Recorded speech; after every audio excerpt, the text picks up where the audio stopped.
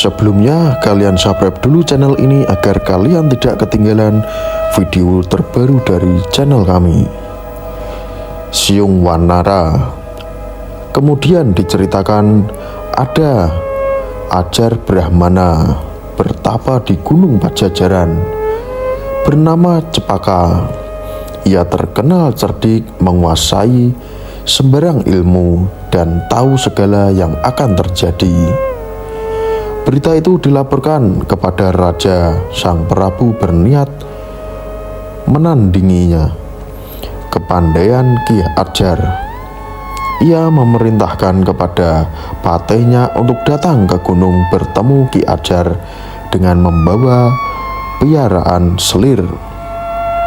Di dekat perutnya dipasangi bokor persis seperti orang hamil, supaya ditembak oleh kiai laki-laki itu perempuan kandungannya itu. Ki Patih lalu berjalan naik gunung melaksanakan perintah raja untuk Ki Ajar. Ki Ajar sadar bahwa ia sedang dicobai kepandaiannya oleh sang raja. Kandungan itu ditebak adalah laki-laki. Ki Patih segera lapor kepada sang Prabu. Sang Prabu sangat suka hatinya sebab Ki Ajar telah berbohong. Setelah selir dilepas kainnya, bokor tidak ada. Betul-betul ada kandungannya. Sang raja sangat marah lalu memerintahkan agar membunuh Ki Ajar. Setelah Ki Ajar meninggal, terdengarlah suara yang ditangkap oleh sang raja. Demikian suara itu, sang raja di Pajajaran, aku telah kau bunuh tanpa dosa, kelak aku akan membalas kepadamu. Jika ada orang bernama Siung Wanara, disitulah balasanku. Kemudian negeri Pajajaran kena bencana besar. Banyak yang meninggal hingga menjadikan sedih hati sang raja.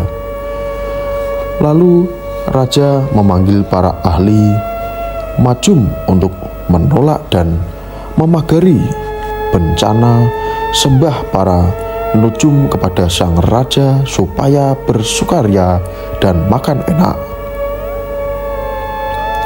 Selesai makan lalu meniduri orang perempuan. Lalu yang menjadi nolak dan pepagar.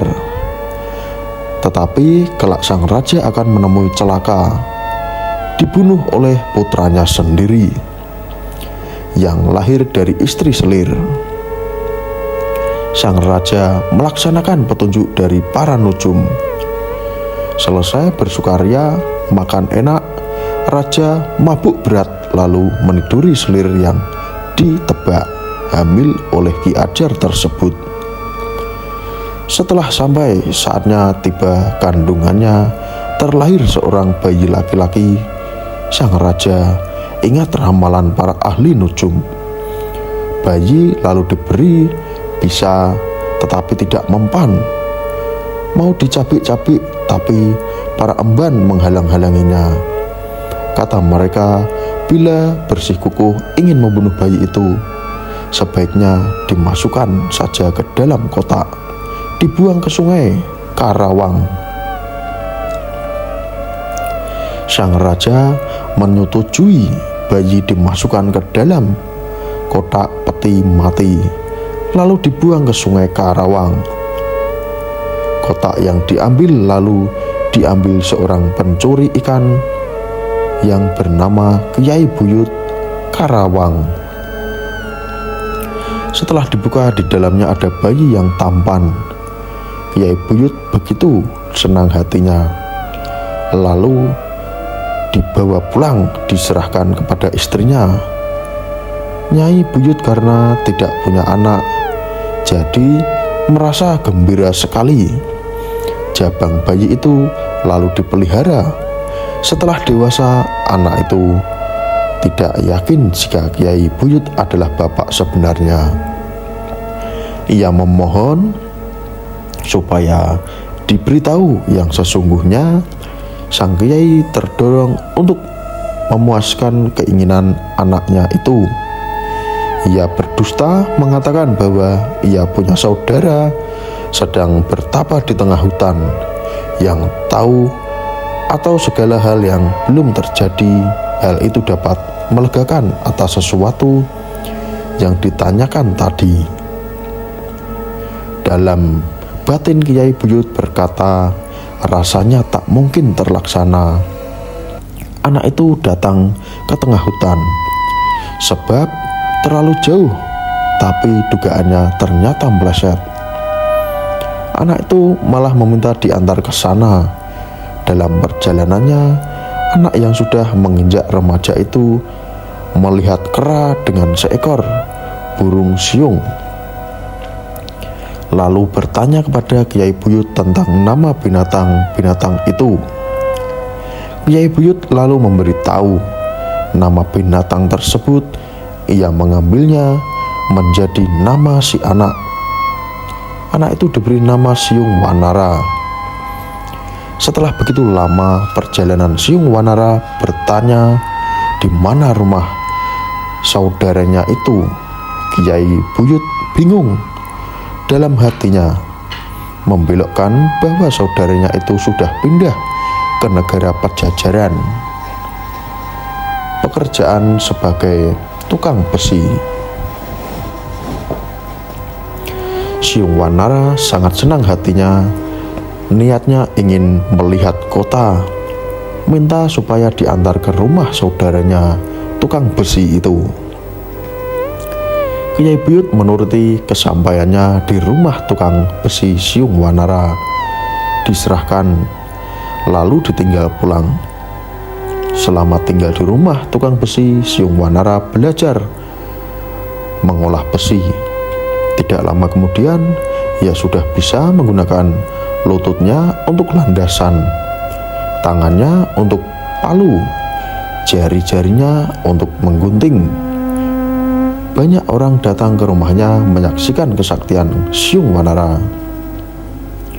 Ketika Siung Wanara pergi ke pasar bersama Kiai Pandai, besi gajah milik Raja Pajajaran baru dimandikan. Ketika melihat Siung Wanara, gajah itu lalu menghampirinya, menunduk di depannya.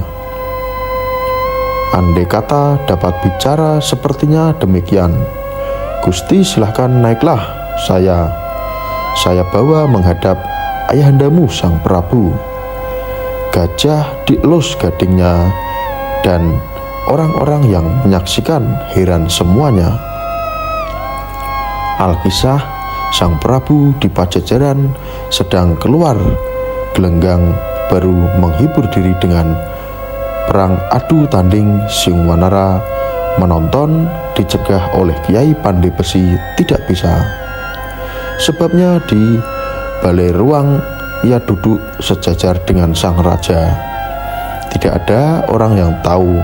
Lalu masuk ke istana, berhenti di balai sawo.